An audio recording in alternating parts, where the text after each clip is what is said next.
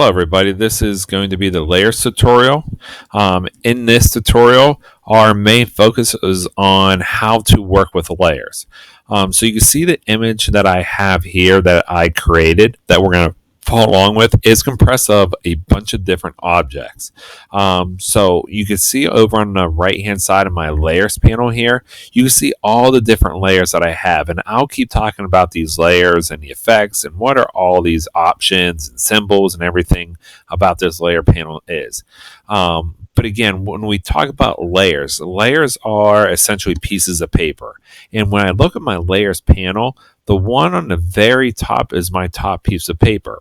The one on my very, very bottom, that is the farthest down paper. So if you think about it as layers as a stack of paper, the one on the very bottom, I'm not going to be able to see unless I have a hole cut out in every single one of these to be able to see this object.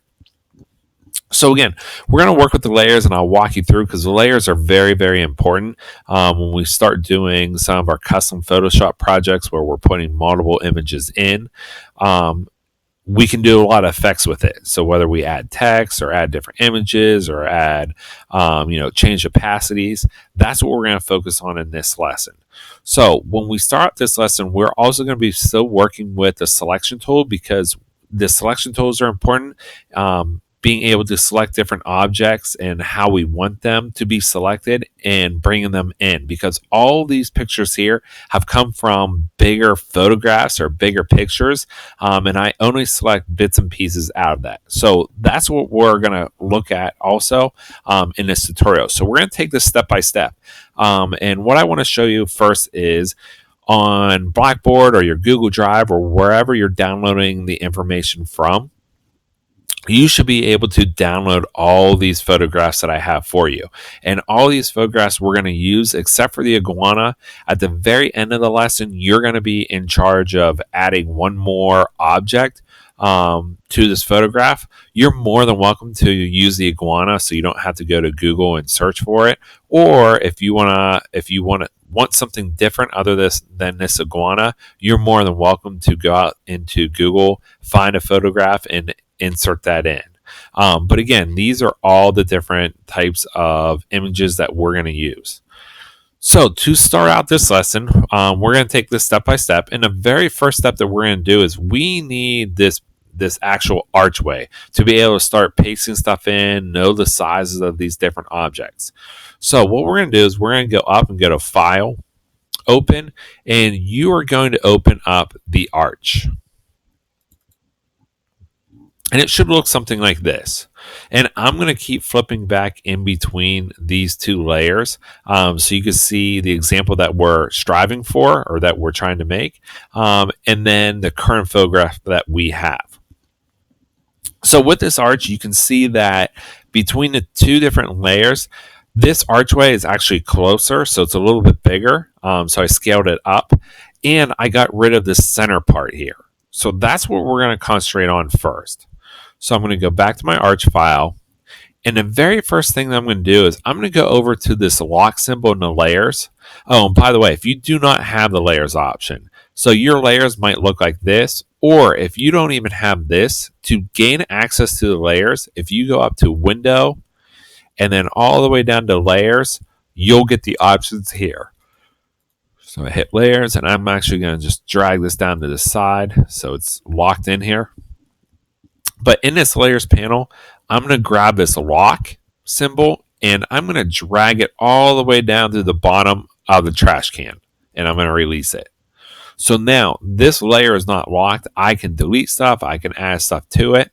But what I want to do is I want to add a blank background behind this. I always like having a background when we're starting to remove items. It makes it a little bit more easy because it is transparent.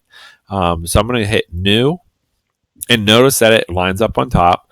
So again, pieces of paper, I want this to be my background. So I'm going to move it all the way down to the bottom. So again, I can't see anything. But if I hide this, so what these I buttons do, it allows you to hide this image. So if I hide this, you can now see the background behind it. And notice that there is nothing highlighted on here. Whenever you're working with layers, I have to click on what object or what layer I want to be able to create or actually work on. So, for example, if I take this layer one, and you don't have to do this, just sit and watch. If I go to my paintbrush and I'm going to flip this so this is black, I'm going to paint in black on here. So, notice that right now I'm painting. My mouse, I'm holding down and I'm actually painting, but you cannot see anything behind it. Now, if you look in the thumbnail sketch, you can kind of see that I have scribbles right here. But why I cannot see this is because this layer on top, if you think about it as stacks of paper, I cannot see through this to the underneath side. But if I remove this eye symbol and I turn this layer off, now I can see what I have drawn on there, or what I've scribbled on here. So that, again, that's just a little bit how layers work. We'll get into a little bit more detail as we move along. So I'm going to make layer, or your arch layer, I'm going to make it active by just clicking on it. So I'm working on this image, and I'm going to select the outside edge of this arch. So the parts that I want to keep. So you can use your magnetic lasso tool. I'm going to use the quick selection tool on this. And the very first thing I'm going to do is I'm going to click and hold, and I'm just going to roughly go around this first arch. And I went around it. And I want to get the inside walls also. So I'm just going to take my time now, and I'm going to move in. And again, I'm just holding my mouse button down and I'm going over it. And notice there that I got a little bit too much of the inside. That's okay. I'm going to go around first and I'll show you how to correct that. So it looks like a little bit down here. Okay, so I grabbed a little bit too much right here that it made. So up on top here, right now I'm on plus, so I'm making additions to my selection. But I'm going to hit this minus, and I'm going to go over here, and I want to say I want to deselect these parts here. And you can zoom in a little bit more. I'm not paying attention to a whole great of detail right now because this is a tutorial. Okay, so now that I have, it looks like this inside wall done, I'm going to work on the outside. So to do that, I'm going to hit my plus again, but I'm going to bump my brush up, my size of my brush. So up on here is your menu. On the right-hand side here, there should be a down arrow. I'm going to bump it up to, say, 48. And I'm going to just go and select the outside. Now that I have my fine detail work done, I want to be able to select this a little bit faster. Okay, so if I look at my marching ants, again, these things are called marching ants. So if I look at my marching ants, it's going around what I want to keep. But if I would push delete right now, it's going to delete that side. So I'm going to just do it real quick just to show you. If I push delete, it's going to delete everything that I actually want to keep. So Control Z is my undo button. What I want to do is I want to say I want to select everything but what I have selected. So I'm going to go up to select. I'm going to choose inverse. And notice when I do that, it changes these marching ants to just the inside. I don't have the marching ants going around the outside now. So now when I have that, I'm going to go on here and I'm just going to push delete on my keyboard. And you should get the checkerboard pattern at the end. This is just a blank canvas behind it, so there's no color or anything to it. And that's what we want.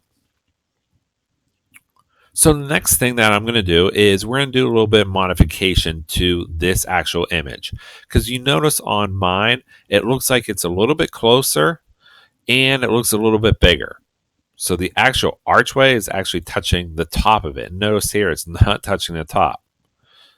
Also notice at the very bottom, I don't have these little cutouts showing. So again, here I don't have the little cutouts showing. So we're going to use the transform button to make it a little bit bigger, and we're going to kind of move it into the center of the screen. So you can see here that I still have the marching ants. So I need to get rid of the marching ants. And anytime you have these marching ants and you need to get rid of them, you could try to push escape in your keyboard. Most of the time that won't work, and you'll have to go up to select and then deselect. So now you can see that I do not have my marching ants anymore. So now I'm going to go over here. I'm going to go up to Edit, Transform, and Scale. And remember, I'm going to grab the corner, I'm going to hold the Shift button, and I'm going to make it a little bit bigger. And notice that I want this to touch the top of it. But remember, I'm going to move this picture a little bit farther down. So I'm going to go a little bit more. So maybe down to this next rock or this next headstone. And I cannot move it. I have to hit this check mark to be able to move it first. So I'm going to hit the check mark saying that I want it to be locked in place, or that's the scale that I want. And then I can use this move option and I can move it into place. I can also use my arrows to slide it back and forth or up and down. It looks pretty good. It looks like it's almost in the center of the screen. The top of the top of the stone almost reaches the top of it, and I got rid of that notch. Again, it doesn't matter the actual size of it; just makes it a little bit easier when we're working with bigger images. Try to get as close as possible. So I'll give you a couple minutes, kind of get settled. Make sure you have this complete, and take a break for a couple minutes, and then we'll return to do some of the other images.